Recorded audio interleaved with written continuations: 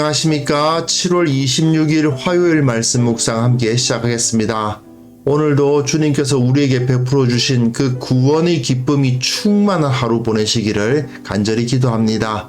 오늘 본문은 마태복음 21장 1절에서부터 11절까지 말씀입니다. 많이들 알고 계시는 예루살렘 입성하는 본문인데요. 예수님의 예루살렘 입성에 대해서는 많이들 알고 계시다 보니까 조금 그 내용이 식상하다 싶은 경우도 있는데요. 그러나 이 본문이 우리 그리스도인들에게 있어서는 절대 잊을 수 없는 매우 중요한 의미를 가지고 있다는 것을 기억하시면서 오늘 본문 묵상해 나갔으면 좋겠습니다. 그런 말씀을 보겠습니다. 그들이 예루살렘에 가까이 가서 감람산 벳박에 이르렀을 때 예수께서 두 제자를 보내시며 너희는 맞은편 마을로 가라. 그리하면 곧 매인 나귀와 나귀 새끼가 함께 있는 것을 보리니 풀어 내게로 끌고 오라.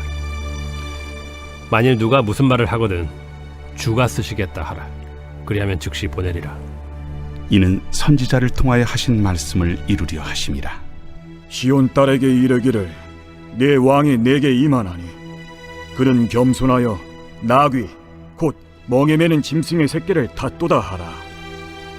제자들이 가서 예수께서 명하신 대로 하여 나귀와 나귀 새끼를 끌고 와서 자기들의 겉옷을 그 위에 얹으매 예수께서 그 위에 타시니 무리의 대다수는 그들의 겉옷을 길에 펴고 다른 이들은 나뭇가지를 베어 길에 펴고 앞에서 가고 뒤에서 따르는 무리가 소리 높여 이르되 호산나 다윗의 자손이여 찬송하리로다. 주의 이름으로 오시는 이여 가장 높은 곳에서 호산나. 예수께서 예루살렘에 들어가시니 온 성이 소동하여 이는 누구냐? 갈릴리 나사렛에서 나온 선지자 예수. 네, 마태복음 19장에서부터 22장까지 교회가 세워지고 세상과의 전투를 벌이는 그런 모습을 볼 수 있는데요. 그 모습 가운데서도 특히 오늘 21장이 시작됩니다. 21장에서 예루살렘에 입성하시면서 예수님께서 순환을 시작하시는 거죠. 고난받기 시작하시는 건데 다윗의 자손이라는 말이 오늘 본문에서 많이 나오지 않습니까? 그런데 나중에 22장 끝에도 다윗의 자손이라는 것에 대한 논쟁이 나와요. 이 다윗의 자손 이야기와 다윗의 자손 이야기 사이에 어떤 일이 있었던가 그것을 살펴보면 다윗의 자손으로 오신 예수님의 나라가 기존의 나라, 그러니까 기존의 성전과 그 성전을 중심으로 하고 있는 기득권과 어떻게 갈등을 일으키고 어떻게 싸움을 일으켰던가 하는 것을 볼 수가 있습니다. 오늘 본문은 잘 알려져 있듯이 예루살렘 입성을 하고 계신 예수님의 모습입니다. 다른 복음서에서도 다 나타나 있죠. 4개 복음서가 다 기록하고 있는데요. 특히 마태복음은 예루살렘 입성에 대해서 다루면서 성경의 말씀이 성취되었다. 그것을 굉장히 강조를 해요. 그러다 보니까 예수님이 선지자로서 소개되고 있기도 합니다. 하나님의 말씀이라는 그 전통 위에 예수님께서 서 계시다는 것이죠. 그리고 이미 주어졌던 그 말씀은 예수님에 의해서 성취가 되었다. 이걸 강조하고 있다는 것을 주의하시면서 오늘 본문을 보시면 좋겠습니다. 예루살렘에 가까이 오셨습니다. 그래서 감람산 벳박에 이르셨어요. 그야말로 옆에, 감람산은 예루살렘 성 바로 옆에 있는 그런 산이니까요. 거기서 예수님께서 두 제자를 보내십니다. 제자가 역시 2명이다. 이것은 증인의 의미를 가지고 있다고 말씀을 드렸죠. 계속해서 2라는 숫자는 반복됩니다. 예수님께서 실제로 그렇게 하셨다는 것이죠. 그러면서 맞은편 마을로 가서 매인 나귀와 나귀 새끼가 함께 있는 것을 보리니 풀어 내게로 끌고 오라. 만일 누가 무슨 말을 하거든 주가 쓰시겠다 하라. 그리하면 즉시 보내리라 하시니 이것은 스가랴서 9장 9절의 내용을 성취하시기 위한 것이죠. 사실 유대인들은 모두 스가랴서의 예언을 알고 있었습니다. 메시아가 나귀를 타고 오는 이야기는 모르는 사람이 없죠. 그러다 보니까 예수님께서 나귀를 타고 예루살렘에 입성하신다. 그래봤자 사람들이 보기엔 그냥 인위적인 연출이라고 생각했을 수도 있습니다. 하지만 이렇게 두 명의 제자, 증인이 되는 제자 두 명이 가서 맞은편 마을에서 매인 나귀와 나귀 새끼가 함께 있는 것을 보게 되고 그것을 그냥 풀어서 끌고 오는데 누가 뭐라고 그러면 주님께서 쓰시겠다 하면은 즉시 보내는 그런 일이 일어나는 것은 결국 하나님께서 준비하셨다는 것을 의미하거든요. 그러니까 예수님께서 스가랴서의 그 말씀을 성취하시기 위해서 인위적인 연출을 하신 것이라기보다는 하나님께서 이 말씀을 이루게 하시기 위해서 미리 준비하셨다. 그걸 여기서 보여주는 거죠. 그래서 이는 선지자를 통하여 하신 말씀을 이루려 하심이라. 마태는 이걸 굳이 언급을 합니다.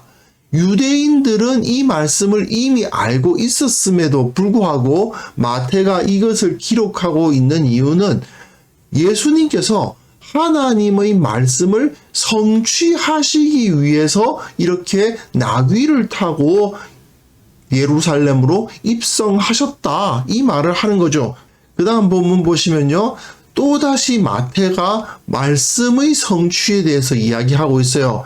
제자들이 가서 예수께서 명하신 대로 했습니다. 나귀와 나귀 새끼를 끌고 왔어요. 그러니까 자기 겉옷을 그 위에 얹음에 무리의 대다수는 그들이 겉옷을 길에 펴니다. 이것은 열왕기 하에서 예후가 왕이 될 때의 모습이에요. 예후를 왕으로 세울 때 모든 무리가 각각 자기 옷을 급히 가져다가 섬돌이고 예후의 밑에 깔고 나팔을 불며 이르되 예후는 왕이라 이렇게 선포했던 이야기가 있거든요. 바로 이것처럼 그들이 옷을 깔았다. 제자들이 나귀에 그 겉옷을 얹고 무리의 대다수는 겉옷을 펴고 그리고 나머지들은 나뭇가지를 베어서 길에 펴는 모습을 보이고 있습니다. 이 모두 다 하나님의 말씀이 성취되었다라는 걸 보여주는 거고요. 그리고 호산나 다윗의 자손이여 이렇게 외치잖아요. 호산나라는 것은 시편 118편입니다. 여기서 보시면 이제 구원하소서 이게 호산나예요. 시편 118편 자체가 왕이나 개선장군이 들어올 때 무리가 막 환호하면서 승리를 외치는 그런 노래거든요. 거기서 보시면 여호와여 구하옵나니 이제 구원하소서 이게 시편 118편에서 상당히 인상적인 부분이거든요. 그런데 무리들이 시편 118편을 다 암송했다고 보기는 어렵잖아요. 그러니까 제일 유명한 부분, 인상적으로 남는 부분을 막 외치면서 호산나 호산나 외쳤던 거죠. 결국 이 외침은 메시아를 찬양하는 그런 어구로 사용될 수 있었던 것입니다.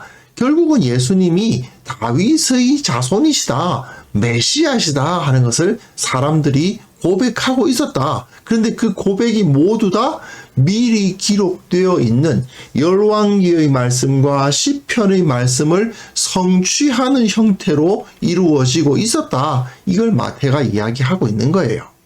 자, 이렇게 예수님께서 예루살렘에 입성하시니까 온 성이 소동합니다. 모든 성이 다 그 사실을 알게 되었다는 거죠. 그리고 이는 누구냐? 이런 질문이 나오거든요.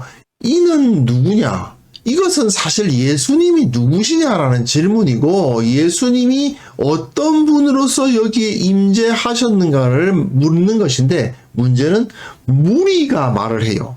갈릴리 나사렛에서 나온 분인가요? 글쎄요. 근데 선지자 예수라. 뭔가 좀 부족하죠. 다윗의 자손 예수라고 말하지 않고 그리스도 예수라고 말하지 않고 선지자라 말하고 있습니다. 이것은 빌립보 가이사랴 고백에서 저들이 나를 누구라 하느냐 했을 때 사람들은 주로 예수님을 선지자 중 하나로 이야기를 하잖아요. 그런데 여기서도 마찬가지 모습을 보이고 있죠. 사람들이 모두 다 모여가지고 호산나를 외침에도 불구하고 예수님을 그리스도다, 다윗의 자손이다 라고 이야기하지 않고 갈릴리 나사렛에서 나온 선지자다 라고 고백을 해요. 분명 선지자라는 고백은 성경 말씀의 전통, 즉 하나님의 말씀의 전통 위에 서 있다라는 의미에서는 긍정적인 표현이 맞습니다. 그러나 예수님이 본질적으로 어떤 분이신가에 대해서는 정확하게 알고 있었다고 보기는 어려운 표현이기도 해요. 그래서 무리의 말이잖아요.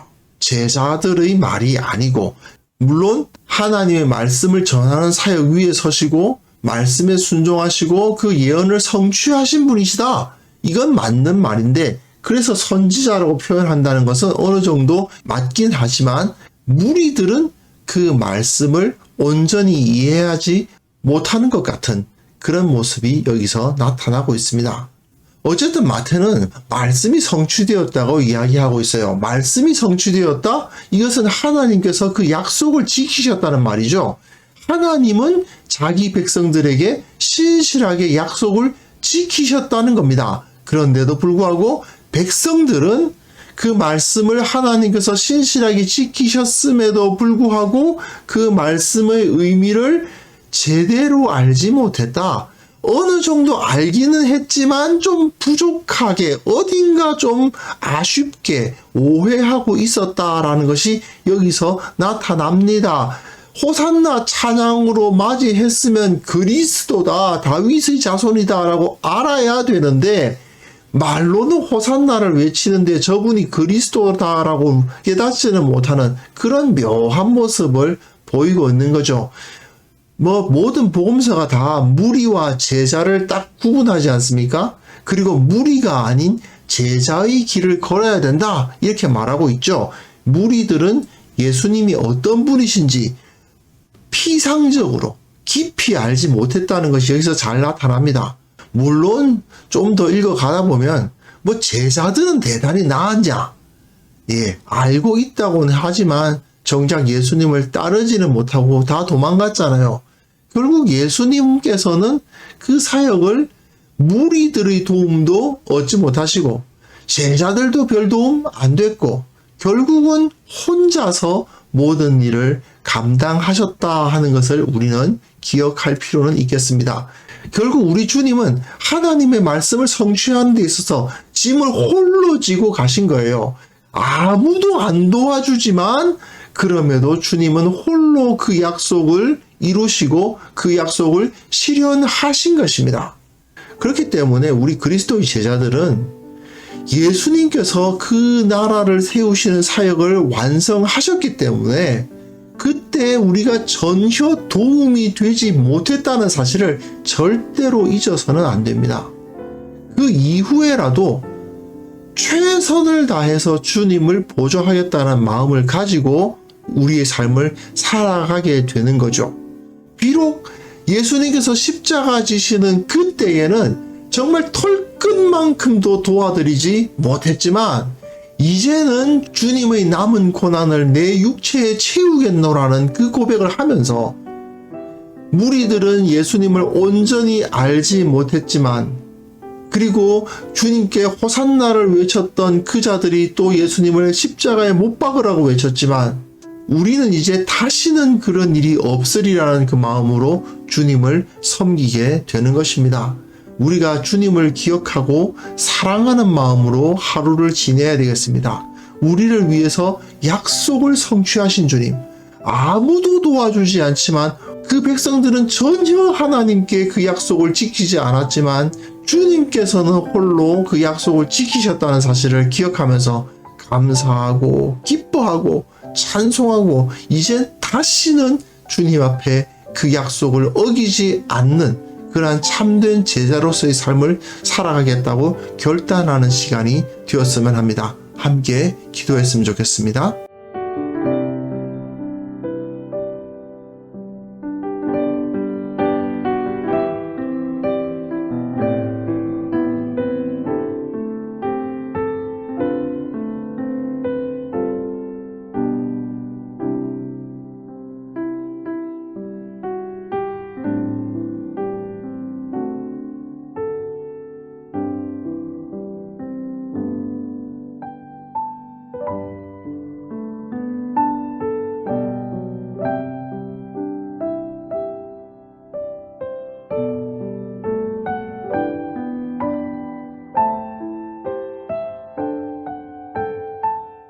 하나님 아버지, 주님께서 모든 약속을 성취하셨다는 사실, 그 구원의 은혜를 홀로 베푸셨다는 사실 절대 잊지 않게 하옵소서. 주님께서는 약속을 지키신다. 온전히 신뢰하게 하시고 나도 주님 앞에 약속을 지키며 살아가는 자가 되게 하여 주옵소서. 아버지, 주님께서 내게 베풀어 주신 그 구원을 기억하면서 항상 기뻐하고 쉬지 말고 기도하며 범사에 감사하는 삶, 주님과 동행하는 삶 살아갈 수 있도록 도와주옵소서. 결코 이 세상에서 주님을 부인하지 않고 결코 이 세상에서 주님을 모른다 하지 아니하고 이 세상 가운데 예수 그리스도가 다윗의 자손 이 땅의 왕이시다라고 선포하며 살아갈 수 있도록 도와주시옵소서. 아버지, 이 땅의 모든 그리스도인들이 세상을 두려워하여 자기 신앙을 드러내지 못하고 예수님이 왕이시다, 이 세상의 그 누구도 이 땅을 통치하고 있지 아니하고 오직 예수님만이 홀로 영광 받으실 왕이시다라고 고백할 수 있는 그러한 담대한 신앙인들이 다 될 수 있도록 도와주시기를 원하옵고 바랍니다. 주님의 그 능력을 우리에게 허락하여 주옵소서. 주님처럼 살다가 주님처럼 죽겠다라는 그 고백을 우리의 삶의 고백이 되게 하여 주옵소서. 아버지, 오늘 하루 주님께서 우리를 지켜주시고 나를 보호하시고 나와 함께 하신다는 사실을 느끼며 살아갈 수 있도록 도와주시고 모든 일에 승리하게 하시며 참된 지혜로서 모든 일에 대처할 수 있도록 도와주시고 피곤치 아니하고 모든 일에 강건하게 하실 것을 구하오며 예수 그리스도의 이름으로 기도합니다. 아멘.